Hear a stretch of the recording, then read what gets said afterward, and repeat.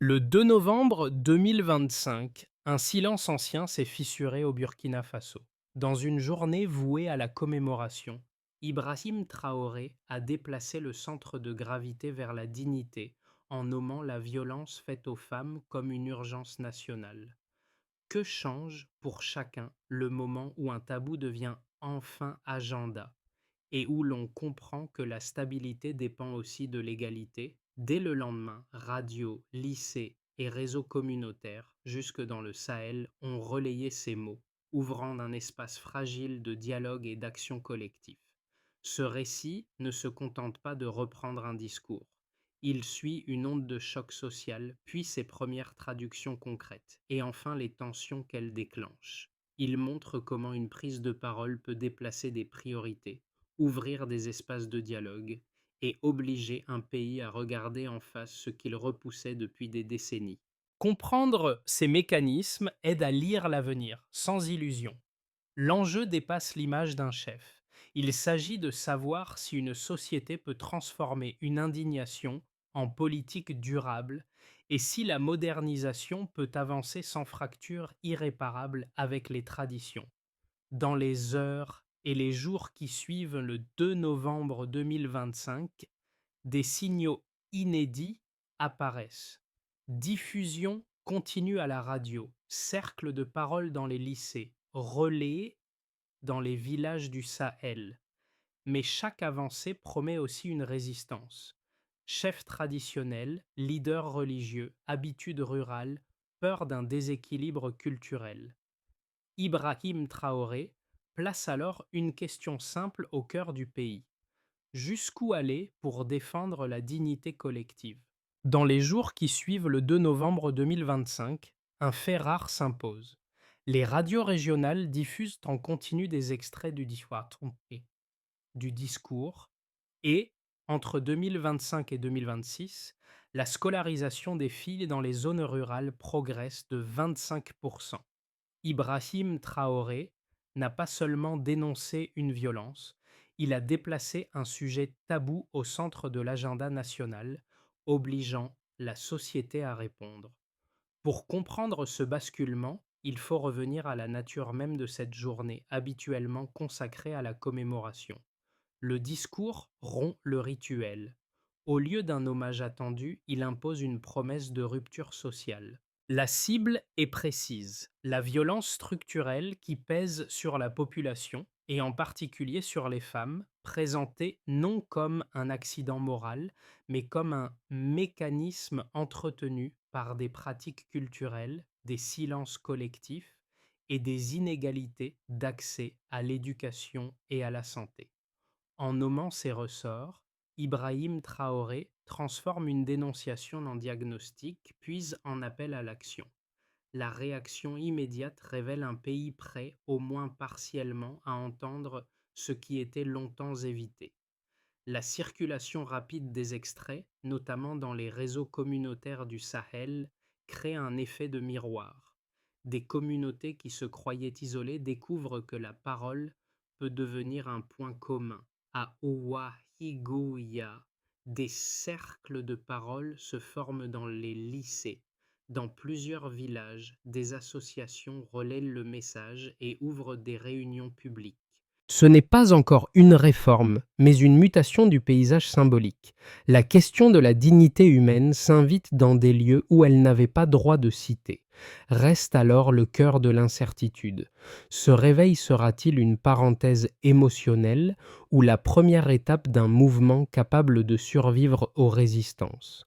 Pour saisir la portée de cette rupture, il faut observer les scènes modestes où elle commence à prendre corps.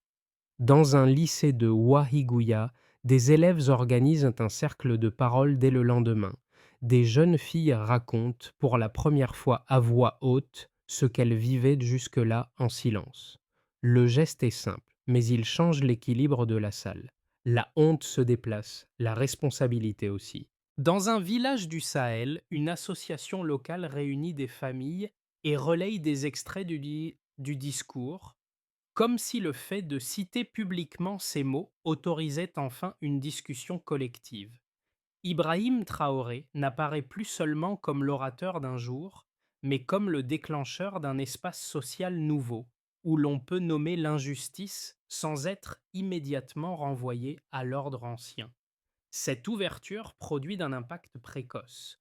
Les médias cessent d'esquiver, les écoles deviennent des lieux de débat et les réseaux communautaires transforment une indignation diffuse en conversation concrète.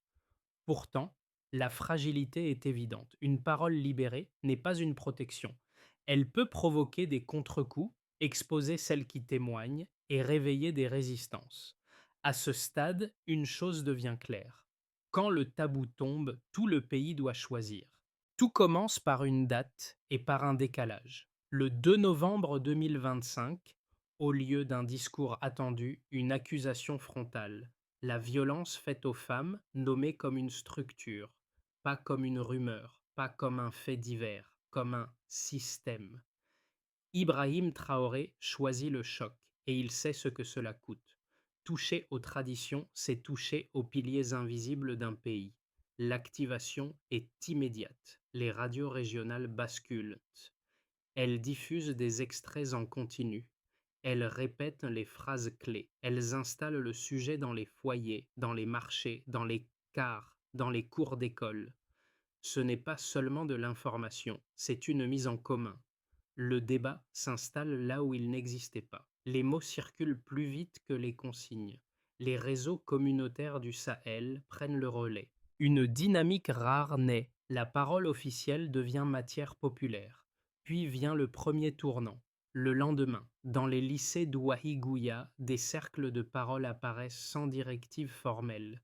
Des élèves s'assoient, elles racontent, elles décrivent des violences, des humiliations, des contraintes, des peurs. Des témoins écoutent, des enseignants hésitent puis laissent faire. La scène ne ressemble pas à une réforme d'État. Pourtant, elle annonce un déplacement majeur. Le sujet quitte la marge et entre dans l'éducation, là où se forment les normes de demain. Le climax survient quand l'institution suit vite et de manière visible. Une commission nationale dédiée à la lutte contre les violences faites aux femmes est annoncée. Le symbole est clair. Il ne s'agit plus d'un appel moral, mais d'un axe politique. Dans le même mouvement, l'éducation et la santé sont mises en avant.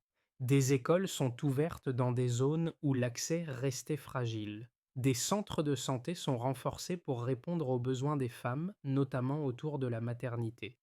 L'idée se répand. Protéger et instruire n'est pas une faveur, c'est une condition de stabilité. Mais la montée en puissance déclenche des frictions. Les résistances ne tardent pas. Dans certaines régions rurales, des chefs traditionnels s'inquiètent d'une remise en cause des équilibres. Des responsables religieux dénoncent la vitesse, la méthode, le risque d'une rupture culturelle. La contestation n'est pas toujours publique. Elle se glisse dans des sermons, dans des réunions, dans des refus discrets. Le pays découvre que changer une norme peut provoquer une guerre de perception et que la réforme sociale a ses lignes de front. L'après-coup s'installe, une tension durable. D'un côté, l'élan. Associations locales, réunions communautaires, conversations enfin possibles. De l'autre, la peur, perdre un ordre connu, même injuste, plutôt que d'entrer dans l'inconnu. Ibrahim Traoré ne peut plus revenir en arrière sans perdre le sens de son geste. La société, elle, ne peut plus prétendre ne pas savoir, et c'est là le vrai déplacement. Le silence n'est plus une option, seulement une stratégie. Entre 2025 et 2026, un basculement s'esquisse. La scolarisation des filles dans les zones rurales augmente de 25% et, dans le même mouvement, l'État revendique une réponse plus structurée aux violences faites aux femmes. Cela signifie qu'une fille sur quatre gagne une place supplémentaire. La dynamique s'est présentée comme la traduction directe d'un changement de priorité, enclenché par le discours Sharpa du 2 novembre 2025, puis relayé dans les écoles, les radios et les réseaux communautaires. La logique implicite est simple. Si l'on attaque la violence comme un mécanisme social, il faut agir sur ses points d'appui: éducation, santé, accès économique. Le premier bloc de preuves concerne l'éducation. L'ouverture de nouvelles écoles dans des zones rurales auparavant délaissées, combinée à des systèmes de bourses pour les filles, change l'arbitrage des familles. Une hésitation ancienne, envoyer une fille à l'école ou la garder pour les tâches domestiques, commence à se déplacer, non par conversion soudaine, mais parce qu'un cadre collectif rend le choix moins risqué. La progression du taux n'est donc pas seulement un indicateur, elle signale un déplacement des normes. Les lycées deviennent des lieux où l'on discute publiquement des expériences, des droits et de la place des filles dans l'avenir du pays. Cette évolution s'appuie sur une idée centrale. L'éducation féminine n'est pas un supplément moral, mais un levier de développement qui reconfigure la trajectoire d'une communauté. Le second bloc de preuves touche à la santé maternelle. La mortalité maternelle diminue de 18% grâce au renforcement des centres de santé et à la formation de sages-femmes locales. Moins de décès à l'accouchement, donc plus de familles préservées. Là encore, la donnée résume un changement plus vaste. L'accès aux soins prénatals devient un service régulier, non une exception. En améliorant la continuité des consultations, en rapprochant les structures des zones éloignées, le système réduit les complications et surtout construit de la confiance. Une femme qui sait qu'un centre fonctionne, qu'une sage-femme est formée et qu'un suivi existe se retrouve moins seule face au risque. L'effet est cumulatif. Plus de soins, plus de prévention et un recul progressif des drames évitables. Le troisième bloc de preuves concerne l'autonomisation économique. Plus de 50 000 femmes trouvent un emploi dans les usines de transformation du coton et des noix de cajou, appuyées par des projets de microcrédit et d'entrepreneuriat, des revenus réguliers et une autonomie qui change les choix. Ce chiffre n'indique pas seulement une insertion professionnelle, il décrit un renversement de posture. Une femme qui gagne un revenu peut réinvestir dans l'éducation, dans la santé, dans l'alimentation et dans des améliorations locales. La réforme économique devient alors un multiplicateur social. L'emploi n'est pas la fin, mais le moyen de rendre la réforme durable dans la vie quotidienne. Ces trois séries de données dessinent une cohérence. À partir d'une parole politique, des dispositifs se mettent en place et des résultats mesurables apparaissent. Mais elles portent aussi une limite. Elles décrivent un début, pas une victoire. Ibrahim Traoré a ouvert une séquence où l'efficacité se mesurera à la capacité de maintenir la pression, malgré les résistances culturelles et les tensions entre modernisation et tradition. La première thèse, portée par les partisans des réformes, est cohérente et difficile à balayer d'un revers de main. Ils affirment que l'égalité des genres n'est pas un thème moral périphérique, mais une condition de développement et de stabilité. Selon eux, l'augmentation de la scolarisation des filles, la baisse de la mortalité maternelle et l'accès accru à l'emploi féminin ne sont pas des effets secondaires. Ce sont des signaux que la société peut rompre avec un cycle ancien de pauvreté et de violence. Ils soutiennent aussi que la parole présidentielle a eu une utilité rare.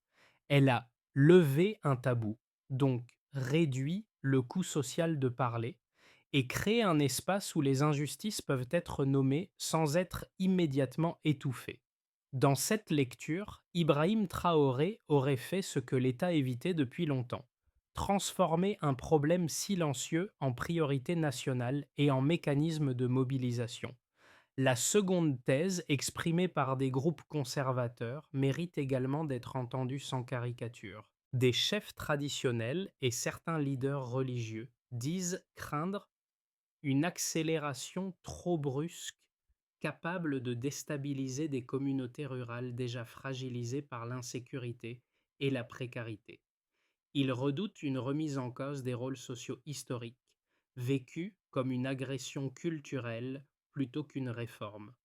Ils soulignent que la cohésion locale repose souvent sur des équilibres symboliques et qu'une transformation imposée, même avec de bonnes intentions, peut produire de la résistance, de la fracture, voire un rejet durable. Leur point n'est pas seulement contre, mais attention à la méthode, au rythme et aux conséquences imprévues. La réponse la plus solide, en restant strictement dans les faits du texte source, tient en deux observations. Premièrement, le mouvement n'a pas été uniquement vertical. Des cercles de parole dans les lycées et des réunions communautaires dans le Sahel apparaissent spontanément, signe que la demande sociale existait déjà, mais restait contrainte par le silence. Deuxièmement, les résultats mesurables évoqués. Scolarisation en hausse, mortalité maternelle en baisse, emploi féminin créé, montrent que la réforme ne se limite pas à une rupture symbolique. La vraie question n'est donc pas faut-il changer, mais comment maintenir ses gains tout en gérant les résistances sans renoncer à la dignité humaine que Ibrahim Traoré a placée au centre. À ce moment-là, une évidence s'impose. Tout bascule au niveau local. Le point médian de cette séquence ne tient pas à une annonce spectaculaire, mais à une reconfiguration du paysage social. Des sujets autrefois intouchables entrent dans des lieux ordinaires et s'y installent. Quand des lycées deviennent des espaces de parole, quand des villages du Sahel organisent des réunions publiques sur les droits des femmes, le pouvoir change de forme. Il ne circule plus seulement du sommet vers la base, il circule aussi latéralement, par imitation, par relais, par courage partagé. C'est là que l'intervention du 2 novembre 2025 cesse d'être un événement médiatique pour devenir un mécanisme. Ibrahim Traoré a déclenché une dynamique où une phrase officielle peut autoriser une discussion, où une discussion peut provoquer une initiative et où l'initiative peut forcer l'institution à suivre. Le système n'est pas encore stabilisé, mais il devient visible. La réforme ne se joue pas uniquement dans les commissions, elle se joue dans la manière dont une communauté accepte d'entendre puis de répondre. Le changement de cap est clair. Le silence recule et l'attente se transforme en exigence. Pour l'État, la première conséquence est une redéfinition des priorités et, avec elle, une obligation de cohérence. La création d'une commission nationale contre les violences faites aux femmes n'est pas seulement un symbole. Elle engage l'exécutif à produire des mesures, à coordonner les ministères et à tenir une ligne face aux résistances. Lorsque des radios régionales diffusent en continu un discours présidentiel sur un sujet tabou, l'État ne peut plus se réfugier derrière l'ambiguïté. Il doit soit transformer l'élan en politique, soit assumer un recul qui serait interprété comme une capitulation. La baisse de la mortalité maternelle de 18% et l'augmentation de la scolarisation des filles de 25% deviennent alors des repères publics, des indicateurs attendus, donc surveillés. Ibrahim Traoré se retrouve de fait lié à ces résultats, parce qu'il a placé la dignité au cœur du mandat. Pour les entreprises et l'économie locale, l'effet est plus concret que rhétorique. L'essor de programmes de microcrédit, d'entrepreneuriat et d'emploi dans l'agro-industrie, notamment autour du coton et des noix de cajou, modifie la structure du travail dans certaines zones. Plus de 50 000 femmes accèdent à un emploi, ce qui élargit la base de revenus des ménages et crée une dynamique de réinvestissement dans l'éducation et la santé. Cette transformation ne signifie pas une égalité immédiate sur le marché, mais elle crée une nouvelle normalité. Une femme salariée n'est plus une exception. Pour des acteurs économiques, cela implique aussi de nouvelles attentes: formation, sécurité, conditions de travail, car l'emploi féminin devient un enjeu visible, donc politisé. Pour les citoyens, et surtout pour les femmes et les jeunes filles, la conséquence la plus décisive est l'ouverture d'un espace de parole qui change la perception de ce qui est tolérable. Les cercles de parole dans les lycées d'Ouahigouya, les réunions communautaires dans des villages du Sahel et la circulation rapide des extraits du discours créent un effet de légitimation. Parler n'est plus forcément s'exposer seul. L'accès accrue à l'éducation et aux soins prénatals n'est pas seulement une amélioration de service, c'est une protection progressive contre la dépendance et contre la fatalité. Mais cette ouverture produit aussi un risque. Là où les résistances culturelles restent fortes, celles qui parlent peuvent être confrontées à des pressions, à des accusations de rupture ou à un rappel à l'ordre traditionnel. Pour la région et le Sahel au sens large, l'écho dépasse les frontières, parce qu'il met en scène une question universelle dans un contexte réputé verrouillé. Quand un pays historiquement réservé sur les sujets sociaux réagit avec une intensité aussi rapide, il envoie un signal aux sociétés voisines. Le tabou peut céder et l'État peut choisir de l'affronter. Cette visibilité peut inspirer, mais elle peut aussi attirer des critiques, surtout si l'opposition interne se durcit. La trajectoire reste donc suspendue à un équilibre. Maintenir l'élan social sans rompre la cohésion et prouver que la dignité défendue par Ibrahim Traoré peut devenir une stabilité durable.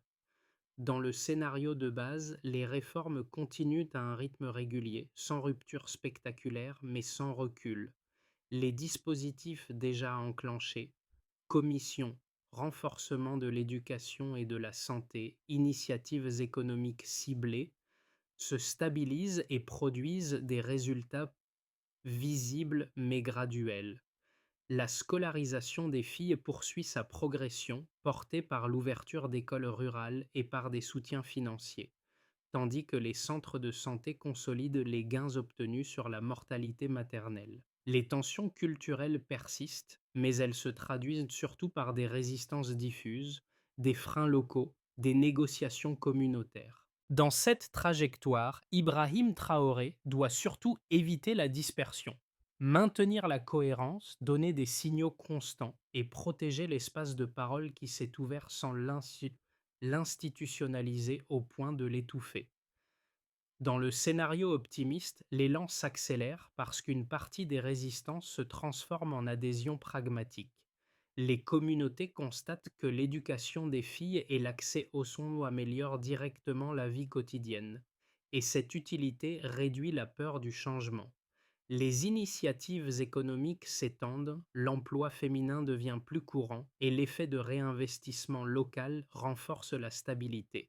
Le Burkina Faso gagne une image de transformation sociale dans le Sahel, non comme vitrine, mais comme démonstration qu'une réforme peut produire des effets mesurables. Ce scénario suppose une gestion fine, dialogue avec les autorités traditionnelles, relais associatifs et continuité des mesures, afin que l'égalité ne soit pas perçue comme un affront, mais comme une protection collective.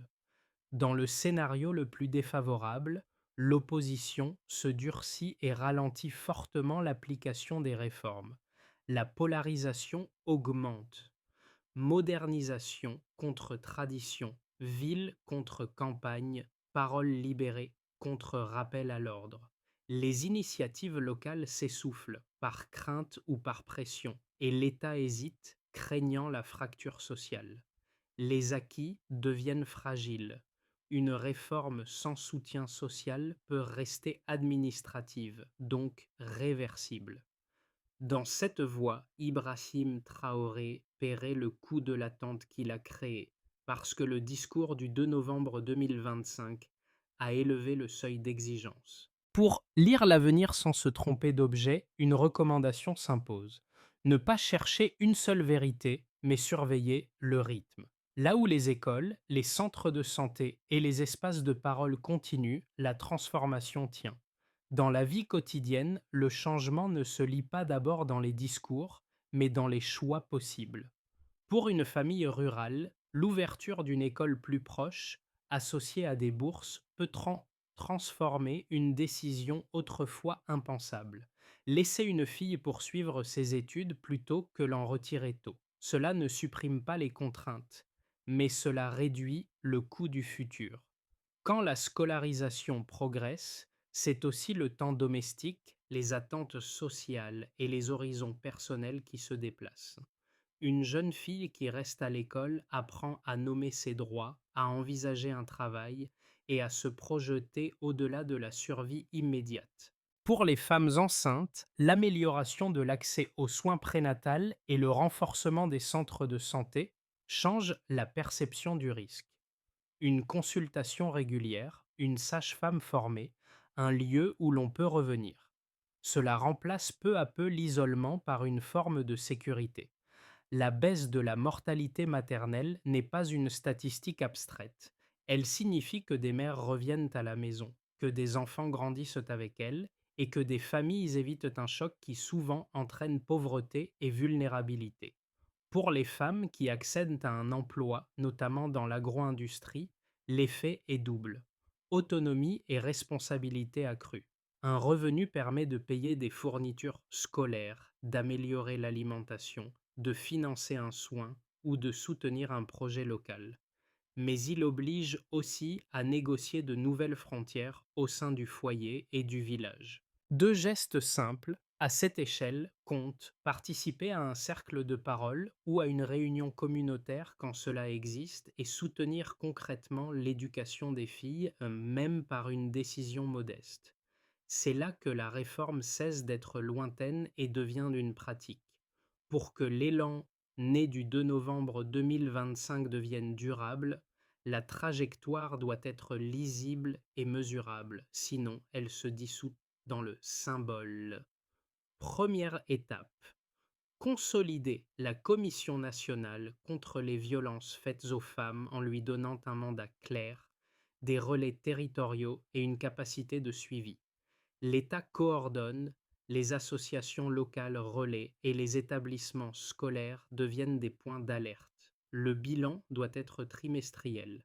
Il se mesure au nombre de dispositifs actifs, à la fréquence des actions et à l'existence d'un canal de plainte accessible. Deuxième étape: sécuriser l'accès à l'éducation des filles dans les zones rurales en liant ouverture d'écoles, bourses et continuité pédagogique.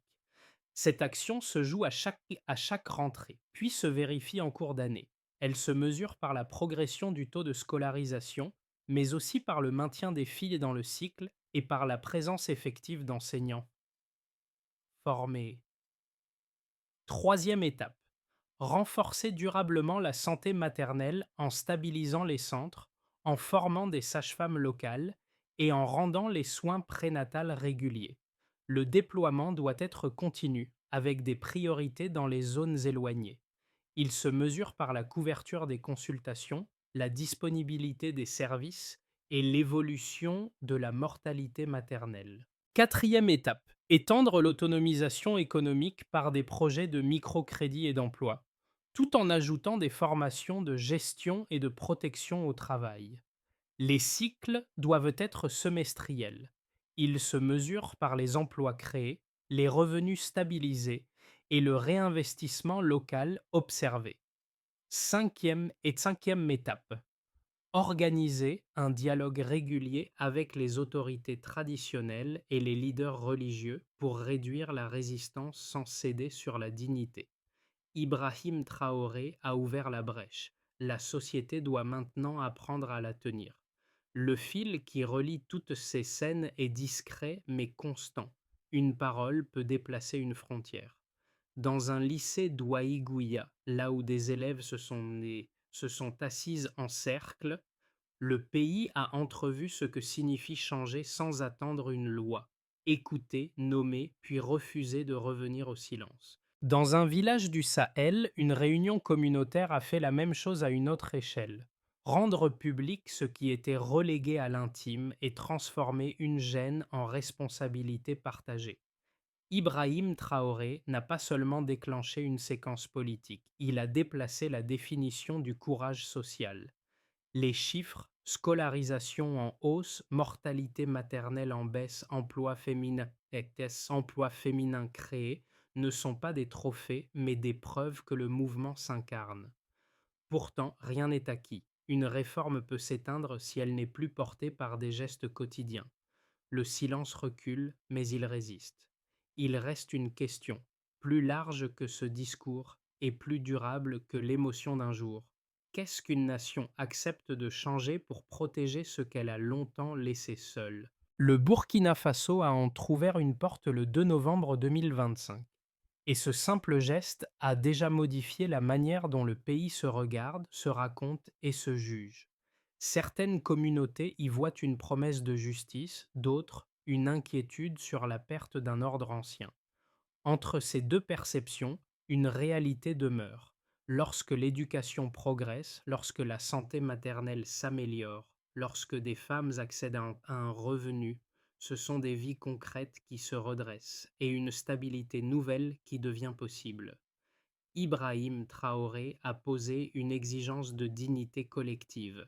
La suite dépendra de la capacité à transformer cette exigence en habitude, en institution et en protection quotidienne. Le mouvement peut inspirer au-delà du Sahel, mais il ne sera crédible que s'il tient dans le temps.